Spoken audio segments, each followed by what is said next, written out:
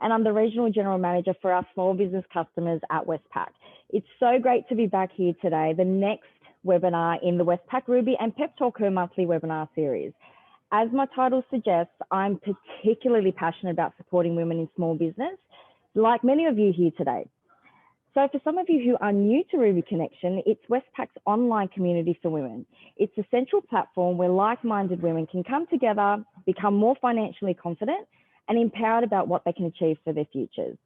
We are particularly excited about this session today with Melissa and Meggie to talk all things small business finance. You can also learn more about personal finance with Melissa on the Westpac and Mamma Mia podcast, What the Finance, which we'll share the link in the follow-up email. I know there'll be many takeaways from this session that we can continue to share amongst our networks, friends and women alike, to help us all strive for gender equity and boosting financial confidence in all women.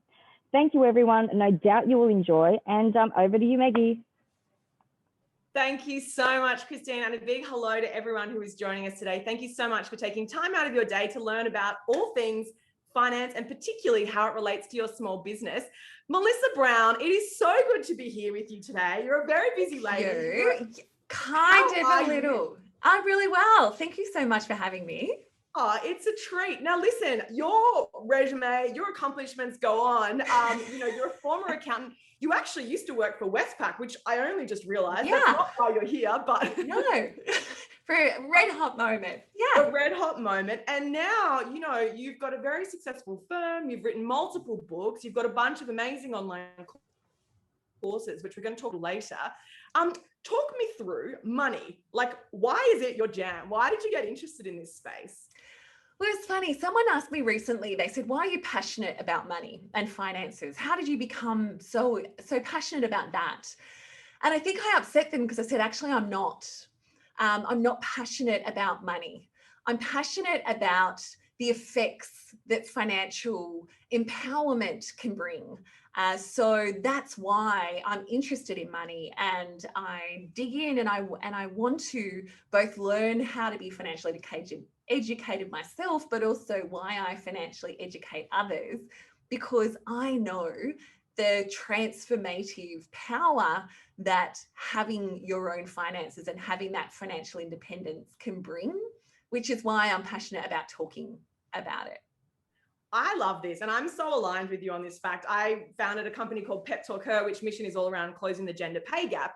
And similarly to you, like for me, it's like if you get paid your worth, if you get paid more money, not only do you have more in your pocket now, but when you retire, you're going to have that financial security that we all crave. And fun/very unfun fact: one of the fastest growing groups of homelessness in Australia is actually women over the age of 55, which Mel, you know all about from the work that you do as well. Absolutely. And the thing that, especially if you're younger, that can seem so far away. You think, I've got plenty of time to sort that out. But trust me, it comes so fast.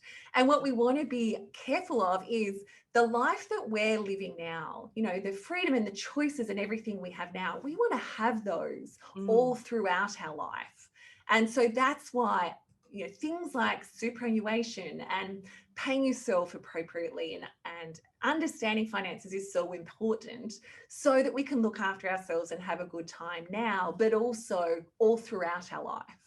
Down the track as well. Absolutely. Now, the new podcast that you're hosting with one of my favorite actresses, Halsey Sharda. She's amazing. Which we are all, I think it's one step away from both Chris Hemsworth and Tom Cruise now because of who she's worked with. So that's, I'm accepting that. I'm embracing that. I love that for you, Mel. That's awesome. You're basically best mates with the Hemsworth brothers, not pretty much at all. Yeah. That's so cool. So your podcast, which is sponsored by Westpac, if you haven't checked it out, please do. It's a must listen. It's super practical. It's called What the Finance. And when I was listening to it, I was actually struck by, yes, it was informative. Yes, I learned something, but also the two of you were super honest, very vulnerable, which I think is, frankly, you don't see a lot of that. And you both talk about the highs and lows, the mistakes, the obsession with Haig's chocolate, which I share. I'm still waiting for their call, by the way. If you missed the episode, Haig's chocolate makes a big coming. Yeah, totally.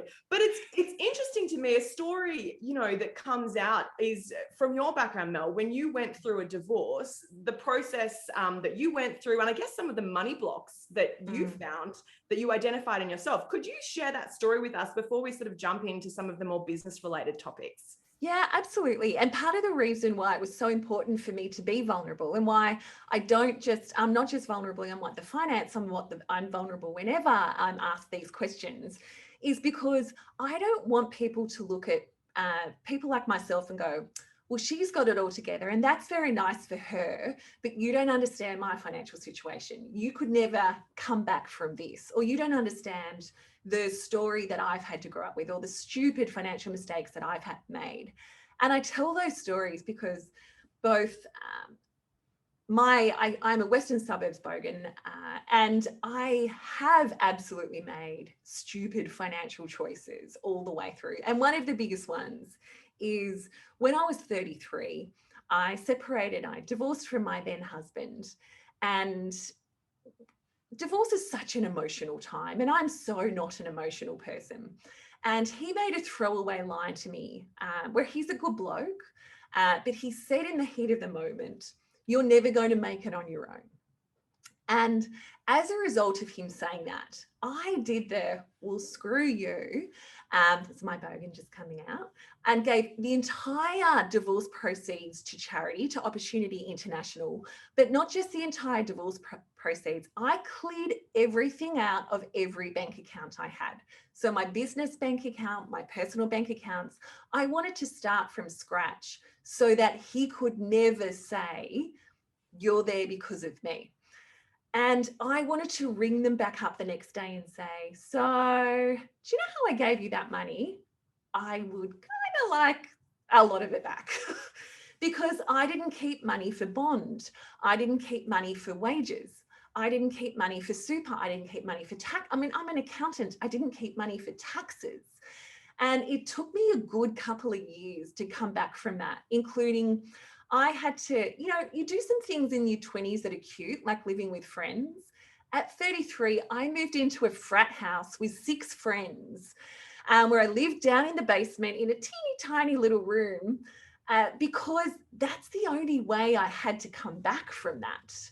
And I'm so grateful that I could do that. But the result of that financial decision and that emotional decision set me back so far. And the reason I tell that story is because if I did that, someone who is supposed to be good with money, someone who is supposed to understand money, if I can make emotional decisions that are not right for me, that hurt me, then how do other people cope with that? And I guess the difference is I had the wherewithal and the financial knowledge to come back from that. But what I know is a lot of women make those decisions, and men make these decisions, and then don't know how to come back from that.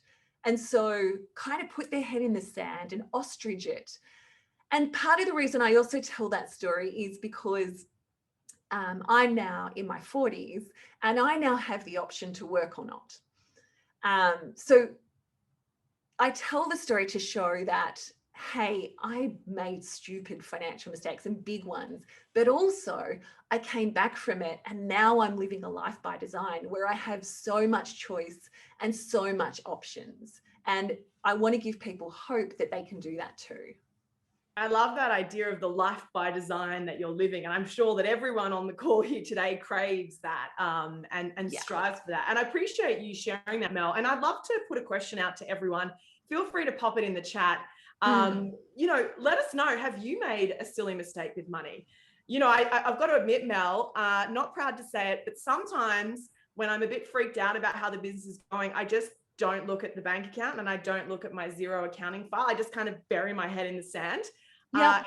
If anyone can relate, put a message in the chat. I reckon you will not be alone with that one. Yeah. Mm-hmm. So is this something that am I the only one that ostrich buries their head in the sand? Does this happen? Okay. Absolutely. And it depends on your personality. So I call them money types. So it depends on how you are inherently wired, but it also depends on your money story and those messages and myths you've you've picked up and you carry with you potentially as to how you react to stress or how you react to finances. You know, I know some women, even where they won't, when it comes to their business, they use words like just and, oh, you know, it's just a home-based business, or it's my baby. And you can't hurt your baby, you can't sell your baby, you can't get rid of your baby. And using words like that and minimizing and keep it small. So you may be someone that is facing your zero file and is not procrastinating, but you could be using minimizing words that are just as harmful to your finances. So I think it's being aware of all of those things and being conscious of that, and then choosing what you're going to do instead. That's so my hobby horse, by the way. I'm really, that's really passionate about that. Yeah, because the words that we use to describe ourselves, to describe our business, become our reality, right? Because we listen to that story on repeat. We're listening to our thoughts 24/7, for better or worse. So that's very interesting. And I know, Mel, you know, when you started your entrepreneurial journey, one of the stories you've told in the past that I've heard you say is that you were with some friends and you said, you know, one day I want to run a 7-figure business. Like, I want to be a millionaire. And everyone kind of looked at you like you were a bit like, how dare you? Can you share that story? Because I think there's probably, absolutely. Yeah, so it was one of those things where there was women in corporate that were used to holding and handling big sums. There were women in business, and we were all talking about our goals for that year. And, you know, everyone was talking, they were talking about goals, but no one was talking numbers. And I'm like, this was quite a number of years ago. I'm like, come on, let's just talk about it. So I said, well, actually, I wanted to do $1 million. And they just looked at me like, ooh, okay, that's a little. And I could just see the, you know, if they had thought bubbles above their head, I reckon they would have said, well, it's a bit selfish, or, oh, gee, you know, you think a little bit much of yourself, or, oh, I don't know, that's okay. Like, you could see it on their faces. But interestingly, a couple of them came up to me afterwards and went, I wouldn't mind that. Like, maybe, or even not $1 million, but, oh, I wouldn't mind making X amount. And they were happy to tell me privately what they were going to do, but they wouldn't share it publicly. And it's when it comes to money, I tell the story once, you know, would you rather have and whether it's business finances or personal finances, would you rather have them leaked online, or would you rather accidentally flash a crowd and get naked? I imagine most people would rather flash than they would show the vulnerability of their finances, because there is so much shame and stories and messages wrapped around that. And I think that's where we need to acknowledge that and say, right, that is a story, that is a myth, that is a message that I've received, and I'm going to let go, and I'm going to live life. And you know what, you may have a home-based business, but let's remove the word just from it. And let's actually make that home-based business as freaking profitable and successful as it can be, because we don't spend all this blood, sweat, and tears on these businesses unless we make them profitable and successful. Absolutely. And we want to give everyone on the call today permission to say out loud, feel free to pop it in the chat. If you want to be turning over a 7-figure business, whether it's this financial year, next, in 3-4 years, pop it in the chat. We would love to support you and cheer you on, because, you know, this is a safe space to talk about money and to dream big.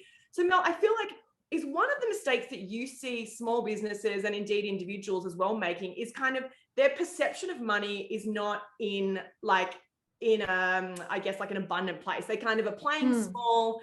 They're thinking, I'm just going to turn over 30 grand, or I'm just going to do this, or I'll just become break even, and that's enough for me. Is it, do we need to shift our mindset before we can get into the semantics of the nuts and bolts of it all? I think there's a couple of different things. I think that women often start a business to solve a need, whereas men will often start a business to make money. So they're starting a business to solve a need, or because, you know, they're home. It might be during that period of time when they're having babies, and I don't want to go and do corporate. I'll now start this thing which will bring in a bit of income for my family. And I also think that when we see women as successful businesses, we also often think they're the unicorn. Whereas it's like, come on, rather than them being the unicorn, you know, women starting businesses that are turning over $1 million, I think the stats are that it's less than 5% or something teeny tiny. You're quite so right. We're not, yeah. So we're not seeing that. Personally, I have I have an accounting firm that turned over 7 figures and sold for 7, a preschool that did the same, and on my way to doing a third. If I can do it 3 times, you can do it once. And I don't say that to be arrogant. I say that so you can go, oh God, she doesn't seem that intelligent. She doesn't seem that extraordinary. She's from the western suburbs. She doesn't have the fancy school or the networks or the connections or the 3 degrees. If she can do it, I can do it. And I think you seem very successful to me. No need to put yourself down. We're going to rewire that for you today as well. But I say that because trust me, my self-confidence is quite healthy. But the reason I said that is because that's potentially what other people are thinking. So it's saying it out loud to demystify that. No, you're quite right. And I can see from the comments as well, people are really appreciating that. We've got a lot of millionaires in the making, if not already. We've got Carolina, we've got Maddie, we've got Anshu as well. Everyone's talking about, they're heading towards that 7-figure mark, which, by the way, may not be your aspiration. There's also nothing wrong with turning over. Absolutely. 10 grand, 30 grand, 75,000. But it's actually choosing what you want to. If I talk to female business owners, I'll often say, so what are you shooting for? How much do you want to make? And they'll go, no, that's not an answer. How much do we want to aim for? Because if you decide to aim for 250, for example, you might not hit 250, but you might hit 200, which might be so much further than what you intended. Or you could easily shoot past that. And a lot of the research is around when we see someone else doing it, we then can get there ourselves. So it's true. Realizing that, okay, well, if she can do it, then And again, Ruby Connection really is a community that's here to support all of you in your journey. So if you would like us to hold you accountable, we will email you a month from now to keep you on track with your revenue goal. You can privately DM it to me, or you can put it in the general chat. It's completely up to you. If you've got questions for Mel, pop them in the chat too, and we're going to get to as many of those as possible. Mel, I've had one question come through, which is golden rules for managing small business finance. If you had to give me one tip today that I could kind of put in place, what would the top rule be that I should do for my business, PepTalkHer, for example? I don't know that I would just have one. I hate being limited to just one. You can have 2 or 3. Thank you. Yeah. So golden rule is you got to look at your numbers. If you may be avoiding them up till now, you may be a creative and say, but I'm not a numbers person, Mel. Yeah, you are. I'm not suggesting you need year 12 maths. My dirty little secret is I didn't do year 12 maths. A teacher once said to me, I went from unit 3 unit to 4 unit to 3 unit to 2 unit. And the maths teacher said, well, you may as well not bother. I went, is that an option? And so stop. So you only need year 5, year 6 maths and not even that. Love that. So it's really important that you understand the numbers, because if you're not looking at the numbers regularly, then you can't actually move towards something. So 1 would be understand your numbers. But number 2, I think, is also to understand the difference between activity and results. So there's a saying that revenue is vanity, profit is sanity, cash is reality. So you may be looking at your numbers and all you're looking at is sales. Whereas what we want to do is, yes, we want to look at the numbers regularly. Yes, we want to have goals as to where they want to be, but we also need to understand the activity we should be doing today to implement the results that we want. So for example, one of my activities as the head of the accounting firm that I ran was I had to have at least 4 meetings a week with suppliers or prospective clients. That was one of my activities for leads. If I was in the office just sitting there twiddling my thumbs, my staff would say, why are you here so much? Shouldn't you be out there hunting and gathering? So it's understanding both the numbers and the activity. Okay, I love that. Numbers and activity. If you're not a maths whiz, don't worry, you can still be a business whiz. I hated maths at high school, so it made me feel better hearing you say that. Now, what about personal versus business? So maybe you've got a business credit card, maybe you occasionally may or may not put a few personal things on. Like, how do we keep them separate? Like, so I don't care if you're a sole trader, if you're a company, if you're a trust, get into the great, or it also doesn't matter if your business is still at a hobby stage, or if it's a business. I'm a fan of getting into the habit early of having your business accounts and having your personal accounts. So keeping them really separate. And it also means it's easier so that as it gets bigger, and hear how I didn't say if it gets bigger, I said as it gets bigger. Love that. We can then pay ourselves from the business account to our personal account and get used to paying ourselves a wage and paying ourselves super. So I'm a fan of having a business bank account and a business tax account. So at least 2 bank accounts. And maybe you'll have a credit card there. I'm not a huge fan of credit. And then over personally, we'll have an everyday account, a bills account, and a savings account, so that we have this beautiful habit of both. We don't want to have personal finances sorted and businesses as a mess.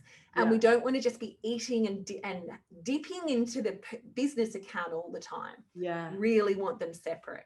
No, that's such good advice. And your books talk about this in further detail. People want to jump into this further. Also, they talk a lot about the power of automating this, right? Of just like getting the systems in place. You don't have to freak out every single week. There's these things called automatic transfers. It's amazing. Yeah. So you can set your it bank up. will be able to sort that out for you. They will. And Christina Kim, who did the fabulous introduction for us today from Westpac, she and the team are really, really helpful.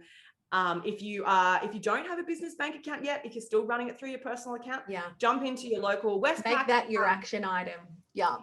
That's a really good action item. Go down to the branch or just jump online and get the info you need, fill out the forms and get it started. You know, it feels daunting, but it's not. Trust me, I've done it. It's not too bad. Probably put aside maybe 10, 15 minutes and you'll be good to go. That's really great advice. So, okay, we're coming up to the end of financial year as well. Dreaded tax time. Is there anything that we should be doing now to kind of prepare to make sure that we take advantage of, you know, certain tax deductions and things that have to be done in the financial year? So I guess a couple of things. One is, do not be sucked in by spend to get a tax deduction. So you will see tax ads galore at the moment saying spend and save, spend and save. You only get a 70% or 60% tax deduction. You don't get it all back on tax. So let's not spend money just to get a tax deduction. But secondly, start looking at your numbers now. So when I used to have my accounting firm, I'd be doing tax planning with clients now, so that we did something about our taxes rather than getting to August, September and going, oh, okay, I didn't realize I was up for that. So by doing some planning now, it might be as simple as, if you have a Xero file or a MyOb file or a Reckon file, running off your profit and loss, seeing if there is a profit there, and then deciding what you might want to do about that, or talking to your accountant about what a plan for that is. If you haven't put superannuation away for the year yet and you have a profit there, it might be choosing to do something about that now. If you've made no profit, it might be still choosing to pay some super and getting the co-contribution. But now's also a beautiful time to set up for 2022 and figure out both, what do I want to do now for tax and tax savings and super, but also what's my plan for next year? What goals, this has been such a strange year, 2021, and it would have been impossible to plan for. But we have a little bit of now understanding of what the world's going to look like. So let's start to put some thought and some care into what's my goals for next year, and then what's my action steps to make that come true. I love that. That's such good advice. So make sure that everyone gets on top of that. And in fact, Mel, I know that one of the things that you'd suggest, the one action item that people can do today, if you don't already have a bank account, that's one thing. I can do that. All of us, you want us to look at the numbers, look under the hood and take a look. Which, if you're keeping a spreadsheet, that just doesn't really work. There's so many technology solutions now. So the 3 big ones are Reckon, Xero and MyOb. They will all have a cheap version where I think Reckon is one that's $5 a month. Xero is my preference, but they're all great. So have something like that with your business accounts so you can actually understand your numbers. And then one piece of advice that a coach gave me, which frankly was one of the best things I ever did, was she's like, you have to start paying yourself. And I was like, Absolutely. Yeah. But I was like, no, I've got stuff and I've got expenses and there's what if we go insolvent and like, but actually it's amazing because, you know, you work hard, you should be paid and you get to see the money coming in. But it also is funny, as soon as I did that, guess what? The money started coming in to cover the pay. Yeah. And I think now's a beautiful time to decide that. How much do I want to be paid next year? And then even if it's tiny, just start. And even if you're a sole trader and you're thinking, yeah, but I don't pay myself a wage, get into the habit of it. So start transferring that money across and living to what you're sending yourself across. But also, as you said, I'm a fan of profits first. How much do I want to get paid? What profit do I want to make? And then work it back. That means I need to make this amount of sales so I can get paid this much. Great, let's go. And it's funny you say that, actually. Another amazing business owner, similar to yourself, Mel, Sarah Ellison, she runs an amazing furniture label. Check it out if you haven't seen it already. But she talks about, her accountant says the same thing as you, that like revenue numbers are really just for show. The profit is what we should be excited about. Absolutely. Yeah. And and that's what your bank's going to care about as well. So you go for loans, whether that's if you're going for a home loan, if you're going for business loan, you know, I know some people that will say, oh, I don't want to make a profit because then I'll pay tax. We want to be paying some tax so that we can be building assets, so that we can be building personal wealth, so that we have choice. So yes, it's actually really important to figure out what profit do I want, what wage do I want, and then work it back. Because you're right, sales is vanity. It's nice to have, and it's important, but it's a vanity metric. And it's funny, and it wasn't until she said that to me, I was like, oh, that's actually true. Like the profit, the take home, the bit that I get to keep or that I get to share around with the team, that's what's more exciting. Yeah. And I will say, you know, I hate numbers. I hate maths. My accountants know it's not my jam. But since bringing on a bookkeeper and an accountant, game changer. Like you don't have to do the everyday. You're just reading the report and then changing and implementing as a result. Yeah. And it's amazing. Just I get these profit and loss statements and I just read them and someone else pays people. It's like, it's quite game changing. And I was always like, I can't afford it. It's too expensive. And I will say it's honestly you can't afford not to. Yeah. I think you're right, Mel. I really do. And I wish I'd learned that earlier, but paying it forward to everyone here today. I want to be conscious of everyone's time because we know that time is precious, but quick question for those of us considering selling a business. Yes. What are some of the things that we should think about now from the outset? If you're thinking you'd like to be quiet or you'd like to sell, you know, in the next sort of 1 to 5 years. So having been through this process recently, there are a number and helped so many clients through it. There's a number of things. One, what do you want for it? So you need to start thinking about how much do you want to sell it for? And obviously, just because you want to sell it for that number doesn't mean that will happen, but it's also being really careful so that you build to that. So one, what do you want to sell it for? Two, is it saleable? Do you actually have something to sell? Because if it's just you doing some consulting, you actually might not have anything to sell. So that might be your impetus to say, you know what? Maybe if I put some systems and processes and some things in place, then my database and my systems could be attractive and I could therefore sell it. So is it saleable? What are you selling? And that what are you selling question is really important. So Adore Beauty in Australia, they listed on the ASX. What they were selling should have been an e-tailer. It should have just been a retailer and they should have had a multiple of, you know, maybe 4 or 5. Kate understood they were selling tech. So they got valued as a tech company and she got the multiple she wanted and had an oversubscribed sale because of that. So understanding what you are selling is also really important. And she had people telling her, no, that won't work. Really important to understand what you're selling. Systems, processes, customers, people, and then understand what the exit strategy is and you earn out. So is someone internally going to be able to buy it? Is that going to be my exit strategy? Would this large ASX company, are they going to be the one to buy it? Is that my exit strategy? Start to think about who my buyer might be, so that you're making it attractive for them, and maybe even having those conversations. Absolutely. And starting to build those relationships with people who may be interested in your product or your email list or your technology or your solution, a lot of, it's great to see Kate and, SJ Katini from Tiny Beans listing on the ASX. I'm loving it. There's rumors that might happen with another big Aussie tech company soon. But, I think it's also important to remember that a lot of very small companies sell too. Yes. And it is possible. Because I think sometimes people think it's like, no one would ever buy me. But actually, Mel, you see it all the time. Absolutely. Yeah. And you don't have to sell your whole company. I had a client recently, it was a graphic design business that was also doing website. And she just was wanting to build some tech and went, the websites just don't light me up. So we actually carved it up and sold that. She got almost 6 figures for that, for just a teeny part of her business, because the client base was so attractive to someone else that bought it. So you don't even have to sell the whole business. You can sell a part of your business so that you can concentrate on the bit of your business that you love. So it's understanding that as well. Totally. And I think, that's the benefit of working with people like Mel, with people, other accountants, financial planners who can kind of do some of that creative thinking and step back and say, well, hang on, you've got an email list of how many people that would actually be very beneficial to this business or to this, multinational, whoever it is. Or do I want to not sell, but do I want to get investment and still keep ownership, but sell part of it?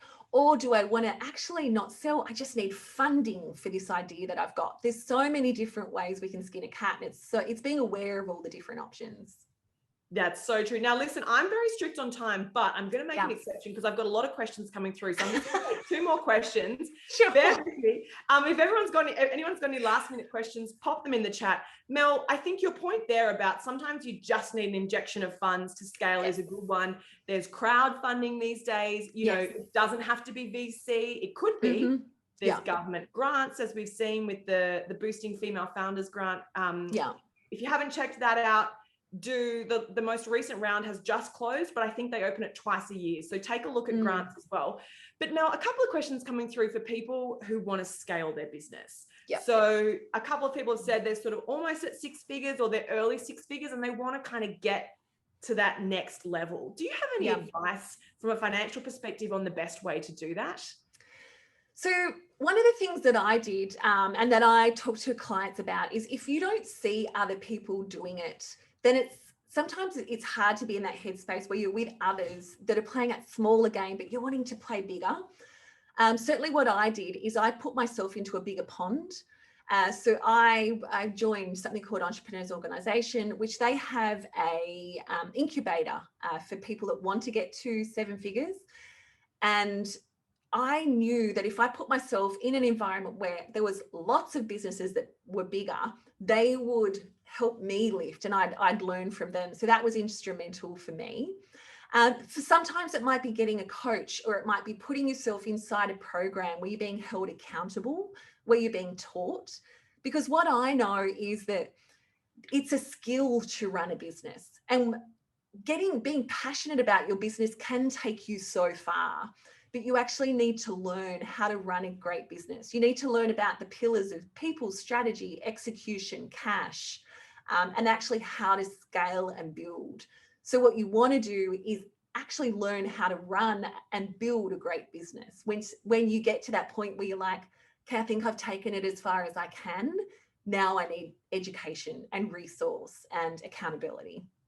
You're so right, Mel. Surrounding yourself with organizations, whether it's entrepreneurs organization or other accountability groups, masterminds, powerful, because you're in other people's energy. You get to learn from their success, observe their mistakes. And because it's like, let's learn from someone else's costly mistakes so I don't have to lose that money. And I think similar to having, a financial person on your business team to keep you accountable to finance goals, as you grow, and if you want to scale, to the few of you who sent me through those questions, thank you. It's important to have that squad around you, whether it's a Facebook ad specialist, whether it's a mindset coach. I've got an accountability coach, for better or worse. I need it. I have one. Having people that can support you in your weaknesses. I agree. It's it's really the only way, because you only know what you know, right? That's exactly right. Yeah. And we're not taught about finances at school. We're not necessarily taught about business if we're at school or if we're getting further education. And it's recognizing it's a skill and deciding to level up. The level up is the piece. We are excited for everyone on the call here to level up. Again, feel free to pop your goals and your aspirations financially into the chat. You can DM it directly to me if you like. I'll follow up with you in a month to hold you accountable. Mel, a couple of people wanting to stay in touch with you. You've got amazing courses. What's the best way for people to connect? Yeah, so if you're on Instagram, I'm More Money for Shoes, which will potentially then give away what my weakness is. Head to melissabrown.courses. I like to say I'm the fancy Brown. I've got an E on my name. And there I've got both personal and business courses that you can do to help keep you accountable and level up. But yeah, I'm so happy I give away a lot of free content. So if you follow me on Insta, if you follow me on LinkedIn, then you'll be able to, or if you subscribe to my Monday Money Hacks newsletter on my site, you're going to receive some information and at least start maybe thinking a little bit differently. I love that, Mel. And the stuff on your group, on your website is very useful. A lot of it's free. There's some amazing paid courses as well. So if you're wanting to sort of, sort through all of the plethora of info out there, head to Mel's courses page, super valuable stuff. Don't forget to check out her podcast as well. Yes. It's called What the Finance. It's sponsored by the fabulous team at Westpac. So check it out. Episodes drop every week. Is that right, Mel? Have I got that right? Yeah, and I think we're on our last one. So there's 8 weeks all up. So we cover everything from mindset to super to shares to business and more. So, and relationships is the very last one where we've got a lawyer on to talk about money and relationships and the legal aspect, which is a very cool conversation. And we should do a whole conversation on that with you, Mel, some other time. Oh, yeah. That's a minefield. Oh, I love that conversation. Absolutely. Absolutely. And I think just quickly, one thing we didn't get time to talk about because we had so many wonderful questions. Superannuation. Mel, yes. What's your top tip on super for people who own their own business? So as you said, we already know that women at most risk of homelessness are age over 55. We also are the ones with the lowest super. So my tip, if you're running a business, is to pay super as if you were in corporate. So if you could have gone and got a salary of 150, but you're choosing to only pay yourself 50 in your business, pay yourself super at the 90. At the very least, if you're going, Mel, I don't have any profit, at least get the co-contribution and pay the $1,000 to get the government contribution. So super is something that automate it for yourself, even if you're a sole trader, but just put your own financial oxygen mask on, stop rescuing everyone else and start paying it for yourself. Another big platform for me where I get really about. Can you tell? Such good advice, Mel. Such good advice. So what we're going to do after today's session, if we don't already, we're opening a Westpac business bank account. We're looking under the hood. We're going to end this call and we're going to look at our numbers. It's going to be awkward, but we're going to do it anyway. We're going to pay ourselves, we're going to pay ourselves super, and we're also going to level up our mindset towards what goal could we achieve in the next 6, 12 months, 24 months. Like, put it out there, start talking to your friends, your colleagues, your mentors about it. Let's make this happen. Keep us in the loop. If anyone wants some info on some other accountability groups, I'm happy to connect you with some great organizations.